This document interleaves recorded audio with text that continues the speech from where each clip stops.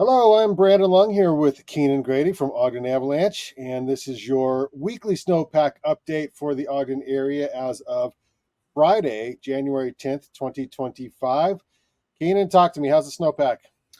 Well, finally some cold temps, clear skies. Terrain is opening up at the resorts in the neighborhood, and backcountry skiing's getting a little bit less scary, generally speaking, depending on where you go. So just stoked that we've had some time to be able to spread our wings and get into some new terrain and open up more skiing for skiers at the resorts. And it seems like people have been poking around in the backcountry, so all good things. Love it. Talk to me about the images we're going to run through here. Yeah, so I am unclear on the exact specifics of the next couple of images. These were provided from ski patroller Logan Kraus over at Snow Basin after some of the mitigation work they'd done there. I believe this one in particular was explosive triggered, probably a 2 pounder, maybe a 4 pounder.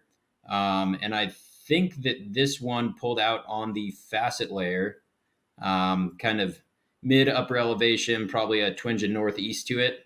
And it appears there's some pretty good wind loading on top of that facet layer from that 4-inch storm cycle that we got just after Christmas. So that's kind of when we saw the PWL really rear its head, kind of about a week and a half ago, really. This one was a few days after that prior one. This is Michelle Conacher, Snow Basin Ski Patroller. This one's a little higher elevation near the ridge lines. Same thing, crown 3 to 5 feet deep. I'm pretty sure this one it was very wide, 300 feet wide, pulled out on those facets that everybody loves talking about. And I believe that the image of Michelle, and this is Hans Yelda, Snow Basin Ski Patrol. These are some photos from him and Michelle. This is the same avalanche as that last photo, but Hans is a little bit taller, and I think that's kind of showing the max height of the crown there. Oh, it's really high. Yeah, so big slides. I don't know. It's super scary when you're working on the patrol side of things and trying to make all the avalanches, and you're not seeing a lot, and then every now and then you see a huge slide that kind of makes you take a step back. Yeah, and we have video here as well. I'm ready. Okay, safety's off. Tower's clear. Tower's clear. Firing. So I believe this is the Horky Cirque Avalauncher. Footage is provided by Jasper, one of our lovely Kiwi ski patrollers over at Snow Basin, and some good results and a beautiful day to shoot the gun when you can actually see something. So definitely not an avalanche you'd want to get caught in. Oh, yeah. Actually, this is that looks like it's out in Strawberry. That's Sisters Ridge. So Wow.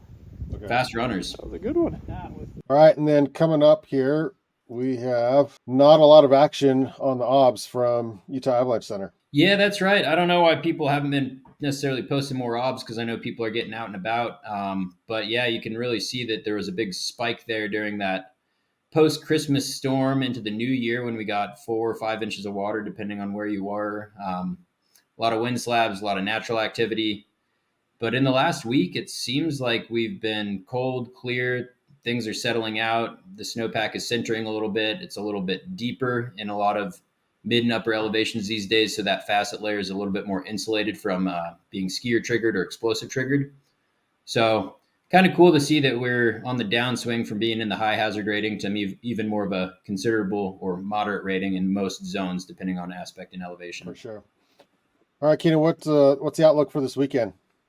Oh, geez. Well, I haven't looked that far into the future, but I know it's going to snow tonight. So I'm stoked on that. The plumes are saying from University of Utah, all the plumes are in really good alignment. And I think we should wake up to 6 inches of fresh in the hills, pretty widespread here in the Ogden area. Then it's looking like a bit of a flat line for a while after that. So basically a nice reset, maybe some storm snow, some wind slabs out there, and some good skiing and a time to spread those wings, dig some pits, get after it. Love it. Thanks for tuning into this week's Ogden Avalanche Snowpack Update. Join us next week at B Street or online for our B Street speaker series featuring Eric Trenbrath on the subject of avalanche accidents. Stay safe out there, and we'll see you next week. Thanks, Keenan. Thanks, Brandon. We'll see ya.